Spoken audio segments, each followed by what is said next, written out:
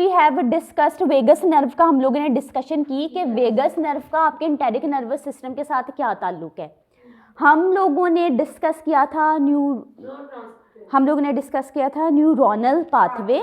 Neuronal pathway में हमने कहा कि जी you have the vagus nerve जो सीएनएस और आपके गट के साथ कम्युनिकेशन में हेल्प कर रही है।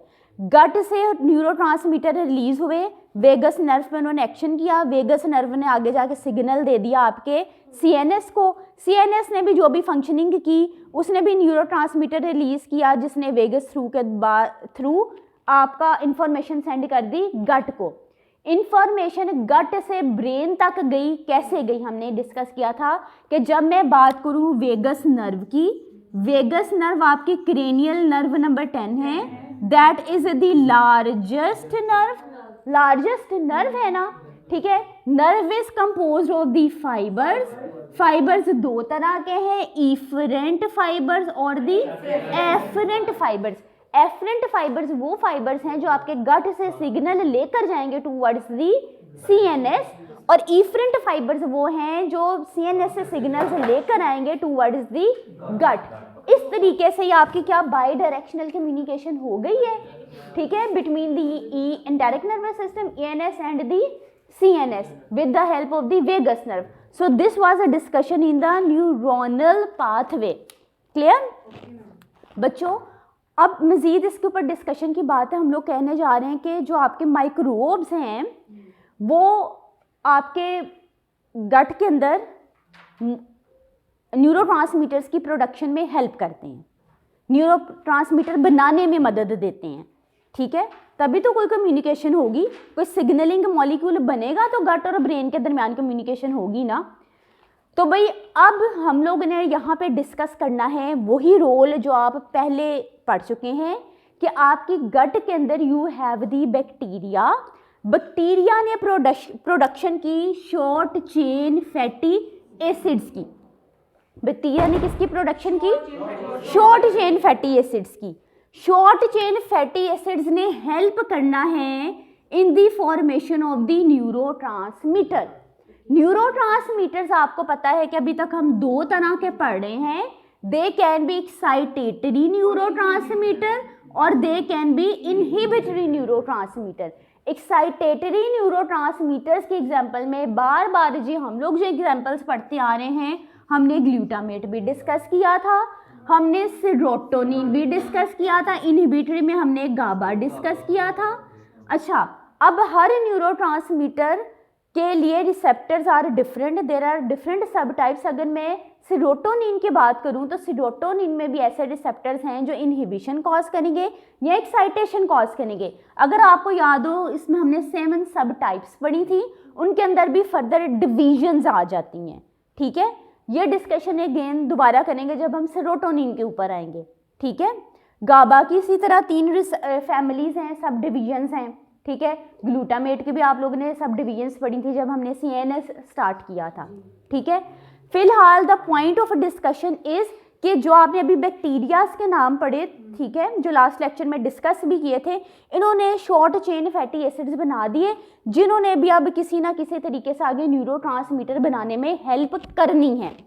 अब जी ऐसा है कि जब मेरे, अगर मैं कहूँ डायरेक्टली मेरे गट के अंदर ही न्यूरोट्रांसमीटर बन रहा है और मैं सोचूं कि वो ब्लड में निकले आए और ब्लड में आने के बाद जी मेरे ब्लड ब्रेन बैरियर को क्रॉस करके सीएनएस के अंदर चला जाए, तो दिस इज डिफिकल्ट, ठीक है, क्योंकि ब्लड ब्रेन बैरियर है, एक बैरियर है जो आपके ब्रेन को सीएनएस को प्रोटेक्ट कर रहा है। तो होगा यहाँ पर ऐसा कि आपके शॉर्ट चेन फैटी एसिड्स कोई इंटरमीडिएट मॉलिक्यूल्स बनाएंगे, ये इंटरमीडिएट मॉलिक्यूल्स फिर आपके या तो वेगस नर्व के थ्रू सीएनएस के साथ कम्युनिकेट करेंगे या फिर ये इंटरमीडिएट मॉलिक्यूल ब्लड में आएगा और फिर सीएनएस को ब्लड ब्रेन बैरियर को क्रॉस करेगा, फिर कहीं जाके फाइनली एक न्यूरोट्रांसमीटर बनाएगा। क्लियर? दोबारा से ये वाला पॉइंट सुनो, मैंने आपको कहा कि अगर मैं सोचूं कि डायरेक्टली मेरे गट के अंदर न्यूरोट्रांसमीटर बने, ठीक है, तो वो जो डायरेक्टली न्यूरोट्रांसमीटर बनेगा वो मेरे गट के अंदर तो अफेक्टिव होगा, ठीक है, उधर वहाँ पे पड़े हुए न्यूरॉन्स को एक्टिव या डीएक्टिव तो कर सकता है, लेकिन मैं ये सोचूं कि ये मेरे ब्लड में आए, ब्लड में आने के बाद ब्लड ब्रेन बैरियर को क्रॉस करके सीएनएस में जाए, तो दिस इज डिफिकल्ट, क्योंकि एक बैरियर मिल गया तो वो क्रॉस कैसे करेगा। ठीक है, देखो ना, गट से निकला, गट से ब्लड में आया, ठीक है, ब्लड में आने के बाद मैं कह रही हूँ ब्लड ब्रेन बैरियर को क्रॉस करे और उसके बाद जी वो कहीं जाए सीएनएस में। सीएनएस के दो पार्ट्स हैं, ब्रेन और स्पाइनल कोड।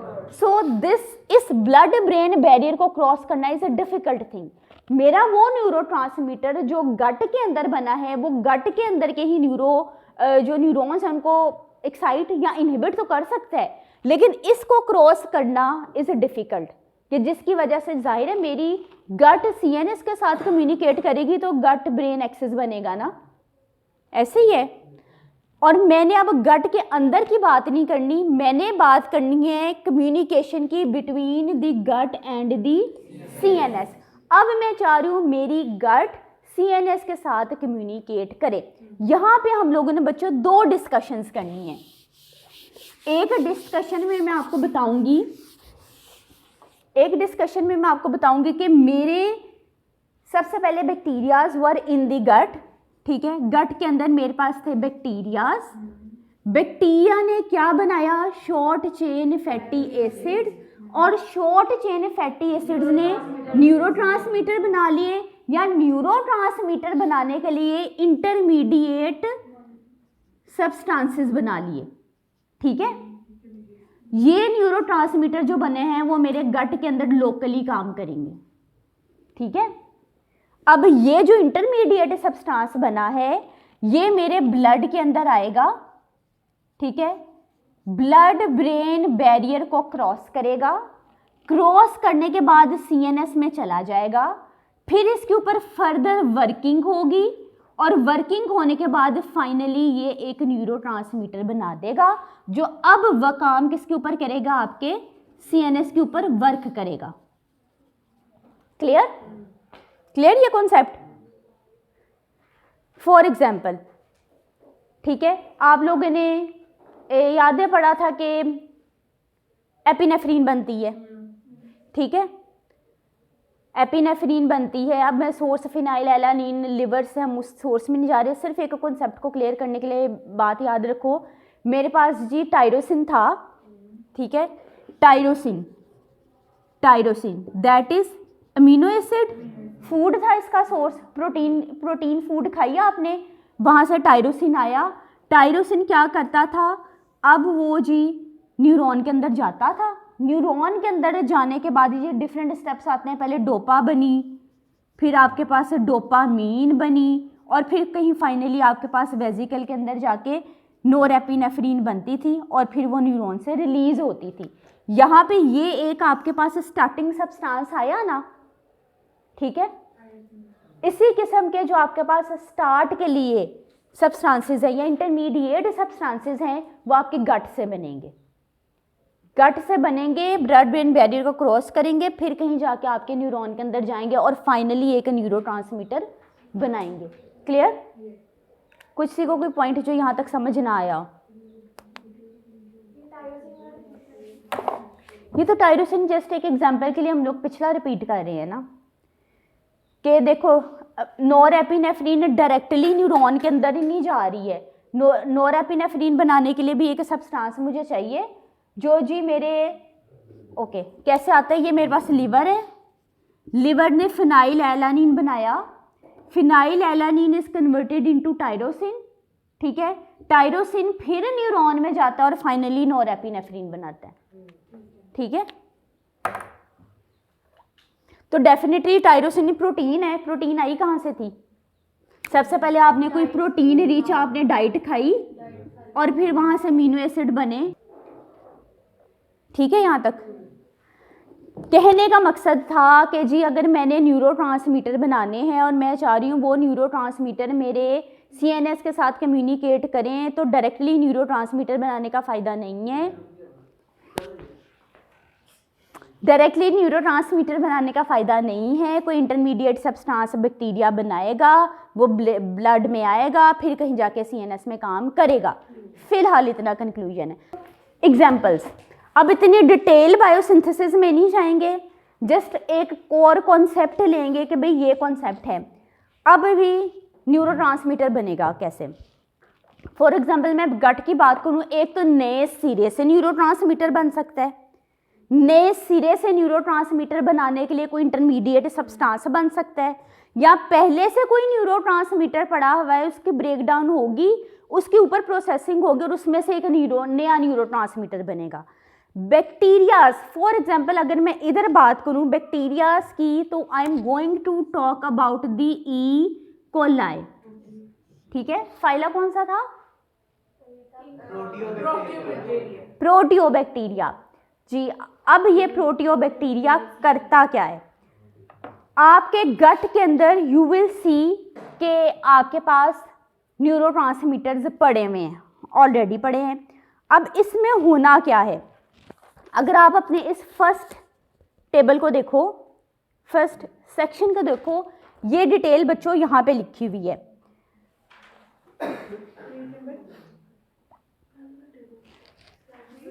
यहाँ पे हम बात करने जा रहे हैं, यू हैव ग्लूटामेट। आपके इंटेस्टाइनल, आपके गट के बैक्टीरियाज क्या करेंगे? ग्लूटामेट को कन्वर्ट कर देंगे इनटू गाबा। अब ग्लूटामेट को गाबा में कन्वर्ट करने के लिए आपको एंजाइम चाहिए। उस एंजाइम का नाम that is the D carboxylase, that is glutamate D carboxylase. Clear? अब जी होगा क्या? आपके इंटेस्टाइन में ई कोलाई पड़ी है जो कि फर्मेंटेशन करवा रही थी डाइटरी फाइबर्स की, ऐसे ही है, डाइटरी फाइबर्स की फर्मेंटेशन करवा रही थी। फर्मेंटेशन के बाद आपके पास शॉर्ट चेन फैटी एसिड्स बन रहे थे। ये short chain fatty acids regulate करेंगे इस एंजाइम को, कंट्रोल करेंगे इस एंजाइम को। ये शॉर्ट चेन फैटी एसिड्स क्या करेंगे? फैसिलिटेट करेंगे ग्लूटामेट डी कार्बोक्सिलेज को और इसे इनकरेज करेंगे कि ग्लूटामेट को गाबा के अंदर कन्वर्ट करो।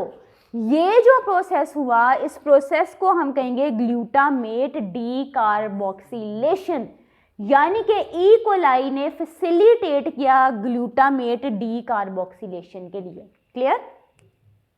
क्लियर? एक न्यूरोट्रांसमीटर बन गया।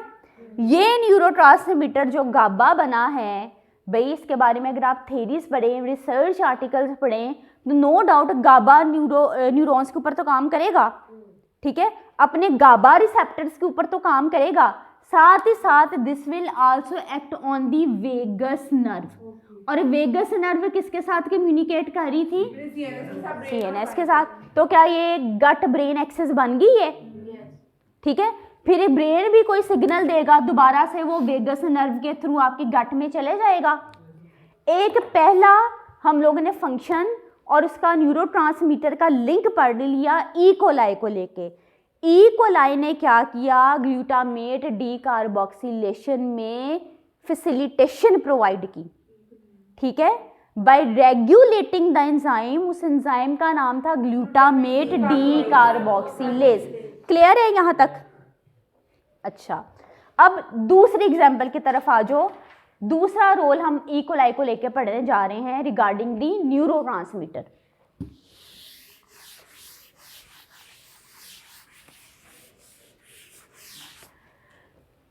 Okay, serotonin. सीरोटोनिन का पूरा पाथवे नहीं पढ़ने जा रहे, बस यू मस्ट नो हम लोग कितनी दफ़ा सीरोटोनिन का जिक्र कर चुके हैं। सीरोटोनिन के कितने रिसेप्टर टाइप्स हैं? 7, 5HT 1, 2, 3, 4, 5, 6 एंड 7। ठीक है, अब क्या होता है नॉर्मली, जब हम लोगों ने CNS स्टार्ट किया था तो हमने कहा था जी सीरोटोनिन बनेगा। सीरोटोनिन ने मूड रेगुलेशन करनी है, मूड रेगुलेशन करनी है। ठीक है, अब जी इससे आगे जाके हम लोग जब सीरोटोनिन की थोड़ी सी डिटेल देखेंगे, हम देखेंगे डिफरेंट हेडेक, मिग्रेन को लेके भी इसकी कुछ डिस्कशंस करेंगे।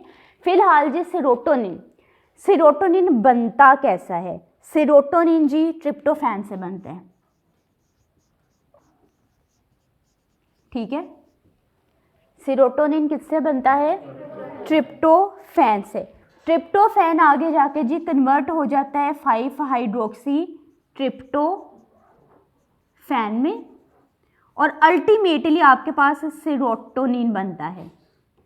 जब हम लोगों ने सेरोटोनिन की मेटाबॉलिज्म करनी हो, यानी कि अब इसको डीएक्टिव करना हो, तो फाइनली एंड पे आपके पास इंडोल्स बनते हैं, इंडोल बनता है। ठीक है। सेरोटोनिन बना कहाँ से था? From the tryptophan. Tryptophan 5 hydroxylation हुई और it will result in formation of 5 hydroxy tryptophan. 5 hydroxy tryptophan से अल्टीमेटली आपके पास सेरोटोनिन बन गया। सेरोटोनिन डीएक्टिव हुआ, डीएक्टिव होके कौन से सब्सटेंसेस मॉलिक्यूल्स में? इंडोल्स में कन्वर्ट हो गया। अब यहाँ पे मैं बात करने जा रही हूँ अगेन ई कोलाई की। E coli will result in formation of short chain fatty acids. Short chain fatty acid की हमने 3 एग्जांपल्स पहले भी डिस्कस की थी। ठीक है। कौन सी थी? Acetate, butyrate and propionate. Different short chain fatty acids बनेंगे। ये तो 3 एग्जांपल्स हमने डिस्कस की ना। अब ये शॉर्ट चेन फैटी एसिड्स पिछली एग्जांपल में ग्लूटामेट डी कार्बोक्सिलेज को रेगुलेट कर रहे थे। ठीक है। यहाँ पे जी ये रेगुलेट कर रहे हैं उस एंजाइम को जो ट्रिप्टोफैन को 5 हाइड्रोक्सी ट्रिप्टोफैन में कन्वर्ट कर रहा है। 5 हाइड्रोक्सी ट्रिप्टोफैन को किस में कन्वर्ट कर रहा है? 5 हाइड्रोक्सी ट्रिप्टोफैन को। तो इसके एंजाइम का क्या नाम होगा?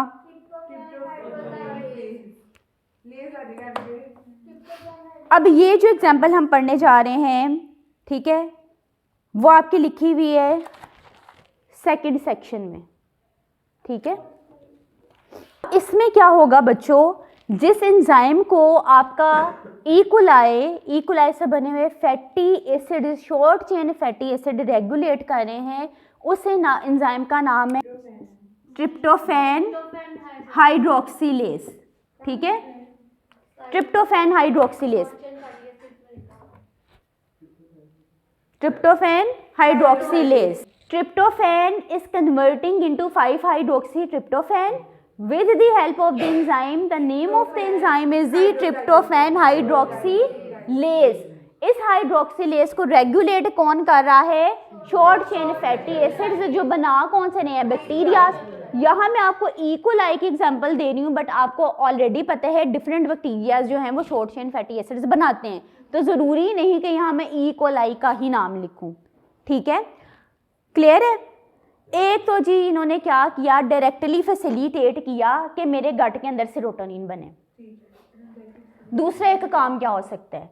ई कोलाई आपके पास कुछ ऐसे शॉर्ट चेन फैटी एसिड्स भी बनाता है जो कि ट्रिप्टोफैन को डायरेक्टली कन्वर्ट कर देते हैं इनटू इंडोल।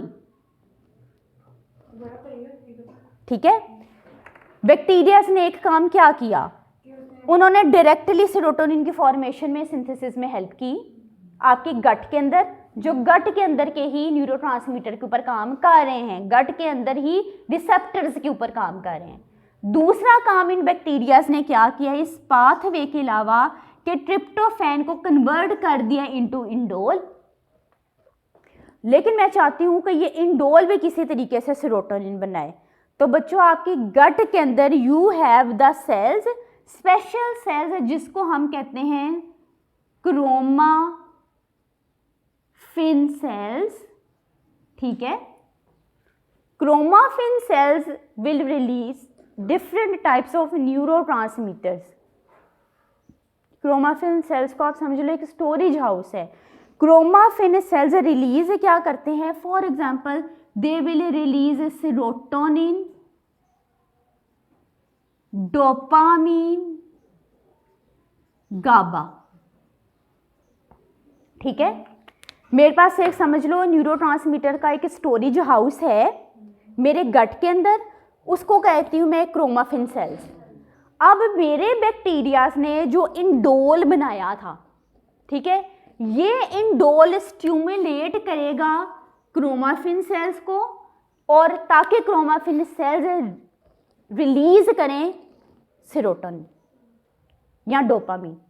या फिर गाबा, या कोई भी न्यूरोट्रांसमीटर जिसमें स्टोर्ड है। क्लियर? यहाँ तक क्लियर है सबको? बच्चों बैक्टीरियाज में पहला फंक्शन हमने देखा कि आपके गट के अंदर ग्लूटामेट थी, ग्लूटामेट डीकार्बोक्सिलेशन में बैक्टीरियाज ने हेल्प किया और गाबा बन गई, गाबा ने वेगस नर्व के ऊपर एक्ट किया, वेगस नर्व ने सीएनएस को सिग्नल दे दिया, फिर सीएनएस ने भी वेगस नर्व के थ्रू आपके गट को सिग्नल वापस से दे दिया। ऐसे ही हो गया। अब जी मैंने दूसरी एग्जांपल आपको दी सेरोटोनिन की। सेरोटोनिन एक तो डायरेक्टली जी पूरा पाथवे फॉलो करके आपके एंटाइक नर्वस सिस्टम के न्यूरॉन्स के अंदर बन रही है, ठीक है। दूसरा पाथवे ये है कि इन बैक्टीरियाज ने क्या किया, ट्रिप्टोफैन को कन्वर्ट कर दिया इंडोल में। इंडोल ने क्या किया, अच्छा मैं इंडोल बन गया, मैंने कोई काम तो करना है, इसने जी अपने स्टोरेज हाउस पे काम किया, क्रोमाफिन सेल्स के ऊपर काम किया और क्रोमाफिन सेल्स को कहा जी सेरोटोनिन रिलीज करो, न्यूरोट्रांसमीटर रिलीज करो, न्यूरोट्रांसमीटर रिलीज हो गए। अब एक और काम होगा इधर, यहाँ तक सबको क्लियर है? क्रोमाफिन सेल्स, क्रोमाफिन सेल्स हैं आपके गट के अंदर। इन सेल्स के अंदर स्टोर हैं आपके न्यूरोट्रांसमीटर्स।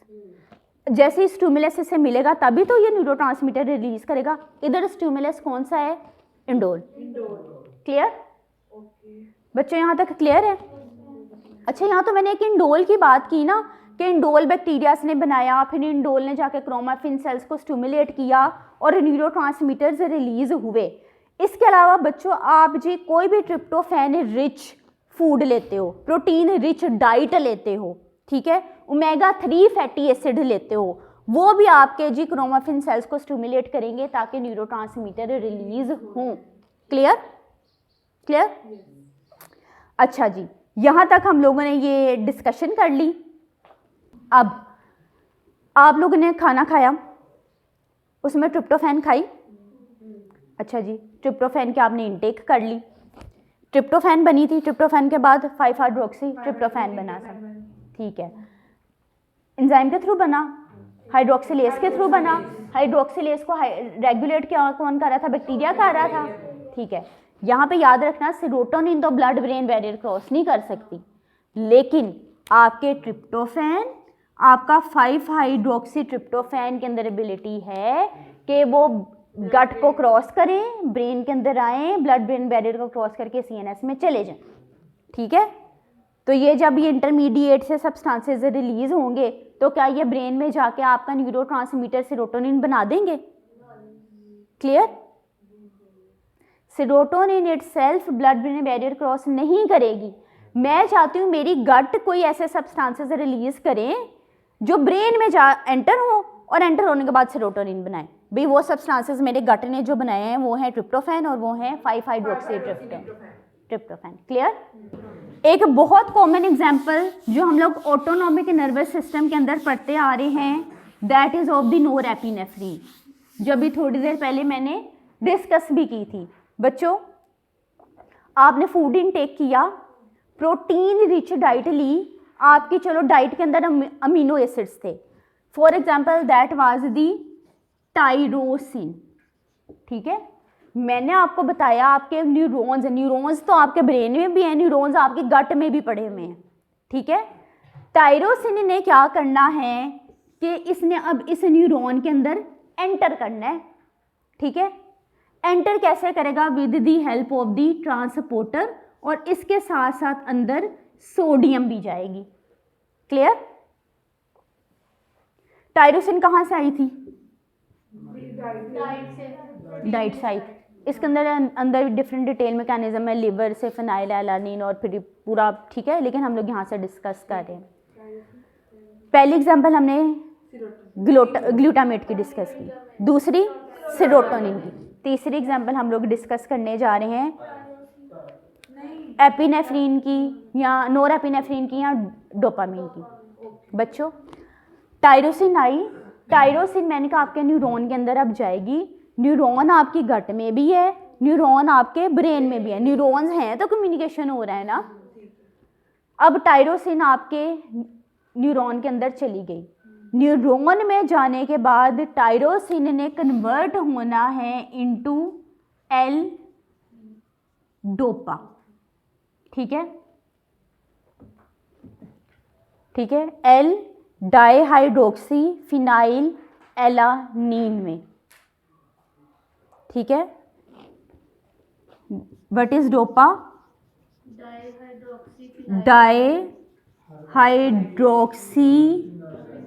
फिनाइल एलानीन में। अच्छा जी, एल डोपा बन गया। एल डोपा से अब आपके पास बनेगा डोपामीन, इसकी डी कार्बोक्सिलेशन होगी तो डोपामीन बन गया। Dopamine it will be converted into norepinephrine और नोरेपिनेफ्रीन आपके न्यूरॉन से रिलीज होगी, ठीक है। एएनएस नहीं पढ़े वरना मैं आपको बताती कि वेजिकल के अंदर ही डोपामीन, वेजिकल के अंदर, स्टोरेज वेजिकल के अंदर dopamine will be converted into norepinephrine. Vesicle fuse करेगा आपके न्यूरॉन की मेम्ब्रेन के साथ और फिर कहीं जाके नोरेपिनेफ्रीन रिलीज होगा। नोरेपिनेफ्रीन रिलीज होने के बाद क्या करता है जी, आपके एड्रीनल ग्लैंड में के ऊपर एक्ट करता है। एड्रीनल ग्लैंड में जी इस नोरेपिनेफ्रीन की मिथाइलेशन होगी तो there will be the formation of epinephrine after methylation.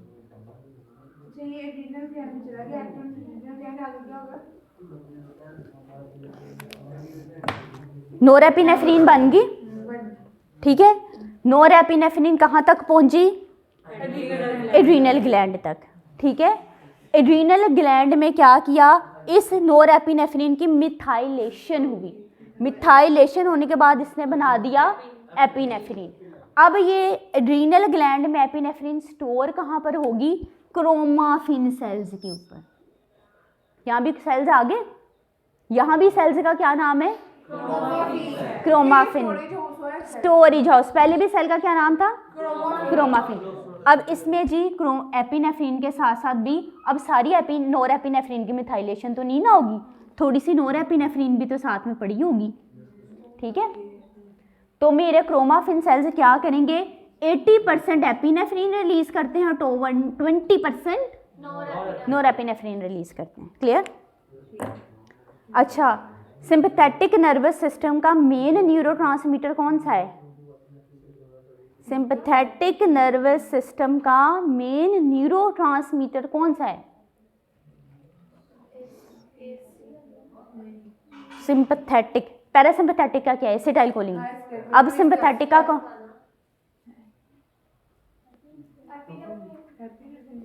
Epinephrine या नोरेपिनेफ्रीन?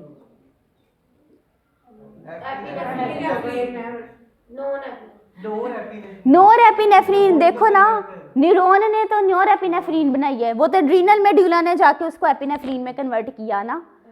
अगर मैं आपको दो ऑप्शंस में से एक ऑप्शन पूछती हूँ कि सिंपैथेटिक नर्वस सिस्टम का मेन न्यूरोट्रांसमीटर कौन सा है, द आंसर विल बी नोरेपिनेफ्रीन, ठीक है। आप लोगों ने एपिनेफ्रीन नहीं कहना, वो तो नोरेपिनेफ्रीन की मिथाइलेशन एड्रीनल मेडुला में हुई, फिर कहीं जाके वो कन्वर्ट हुई ना एपिनेफ्रीन में।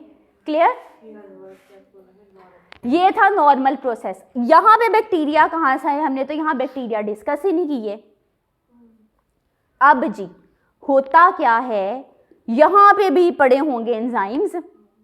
सेम प्रोसेस को आप कंसिडर कर लो कि सेम प्रोसेस अगर आपके ब्रेन में हो रहा है, सीएनएस में हो रहा है, तो सेम प्रोसेस आपके गट में भी तो हो रहा है, वहाँ भी तो न्यूरॉन पड़े हैं।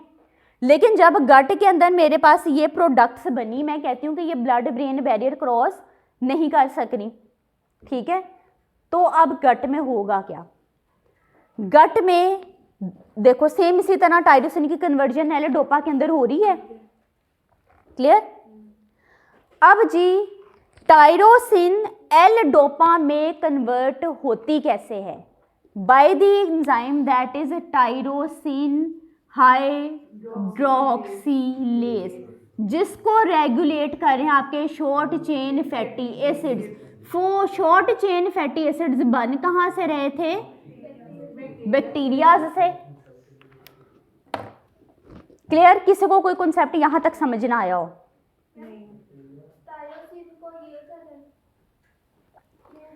मैंने कहा ये वाला तो प्रोसेस चलो न्यूरॉन के अंदर चल रहा है। न्यूरॉन, उन न्यूरॉन में जो आपके सीएनएस में भी प्रेजेंट है, न्यूरॉन्स में भी जो आपके गट के अंदर प्रेजेंट है। भाई यहाँ बैक्टीरिया कहाँ पर आता है? भाई बैक्टीरिया आपको पता है शॉर्ट चेन फैटी एसिड बना रहे थे, उसने कौन से एंजाइम को रेगुलेट करना है, टायरोसिन हाइड्रोक्सिलेज को, वो एंजाइम जो टायरोसिन को एल डोपा के अंदर कन्वर्ट कर रहा था। क्लियर? अच्छा जी, अब जी इनमें से कौन सा सब्सटेंस है जो ब्लड ब्रेन बैरियर को क्रॉस कर सकता है, टायरोसिन और एल डोपा। जब ये ब्लड ब्रेन बैरियर क्रॉस करेंगे, सीएनएस के अंदर जाएंगे, क्या फिर आपके पास आगे से फर्दर डोपामीन नोरेपिनेफ्रिन बन जाएगी? हाँ वो तो बन जाएगी, लेकिन ये डायरेक्ट नहीं जाएगी। डायरेक्ट नहीं जाएगी। अच्छा, जब मैं गट की बात करूं, गट में कहाँ तक प्रोसीजर हो रहा है, यहाँ तक कि यहाँ तक? यहाँ तक। वहाँ पे तो एपिनेफ्रिन नहीं ना बन रही, वो तो ब्लड में जाके एड्रीनल मेडुला में जाएगी तो फिर कहीं जाके एपिनेफ्रिन बनेगी ना। तो आपके गट में कहाँ तक प्रोसीजर हो रहा है, नोरेपिनेफ्रिन की सिंथेसिस तक। और नोरेपिनेफ्रिन आपके गट के अंदर आपके ज़ाहिर है अल्फा बीटा रिसेप्टर्स के ऊपर काम करेगी ना। क्लियर? अभी तक अगेन रिवाइज कर लो, हमने बैक्टीरियाज को लेके 3 फंक्शंस पढ़े हैं।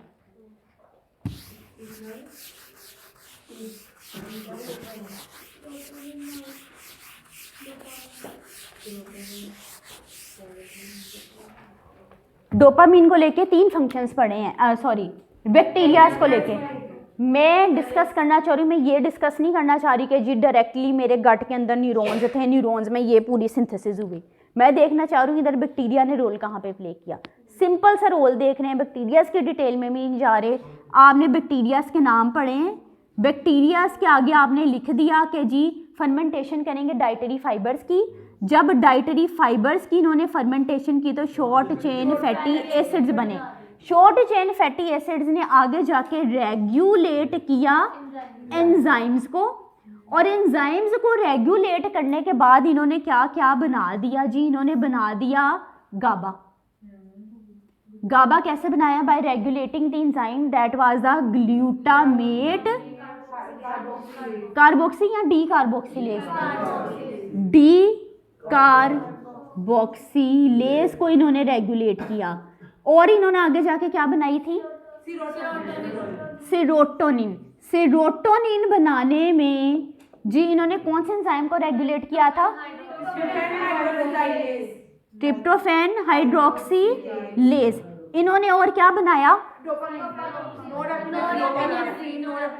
डोपामीन बनाई, नोरेपिनेफ्रिन बनाई, एल डोपा बनाई।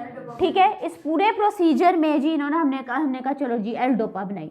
एल डोपा तक को बनाने के लिए कौन से एंजाइम को रेगुलेट किया? Tyrosine hydroxylase. ठीक है, अब क्या था फाइनली, तो ये एंजाइम्स के थ्रू आपके पास फाइनली न्यूरोट्रांसमीटर बनता है, लेकिन जो फाइनली न्यूरोट्रांसमीटर बना है उसने ब्लड ब्रेन बैरियर को क्रॉस नहीं करना। यहाँ पे जो गाबा बना उसका तो हमने डिस्कस कर लिया कि इसने वेगस नर्व के ऊपर काम कर दिया। ठीक है ना, इधर हमने एग्जाम्पल्स में डिस्कस किया सेरोटोनिन और एल डोपा। ठीक है, एल डोपा यहाँ ब्लड ब्रेन बैरियर क्रॉस कर जाएगा और यहाँ पे tyrosine blood brain barrier cross कर जाएगा। सेरोटोनिन वाली एग्जांपल में ट्रिप्टोफैन क्रॉस करेगा ब्लड ब्रेन बैरियर को और 5-हाइड्रोक्सी ट्रिप्टोफैन क्रॉस करेगा।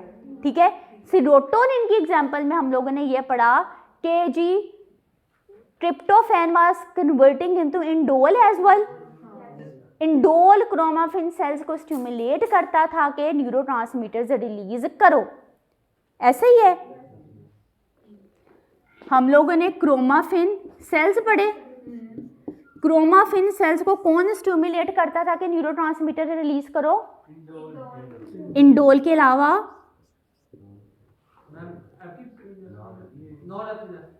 इंडोल के अलावा ट्रिप्टोफैन रिच डाइट। ठीक है, ट्रिप्टोफैन रिच डाइट, यहाँ भी प्रोटीन डाइट। ठीक है, और ओमेगा 3 फैटी एसिड। ठीक है,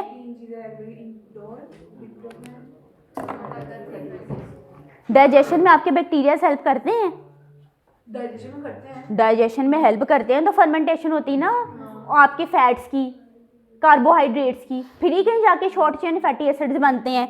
फिर ही कहीं जाके वो जी स्टिमुलेट करेंगे ना क्रोमाफिन सेल्स को कि चलो भाई रिलीज करो न्यूरोट्रांसमीटर या इंटरमीडिएट सब्सटेंसेस बनाओ। क्लियर? यहाँ तक क्लियर है सबको?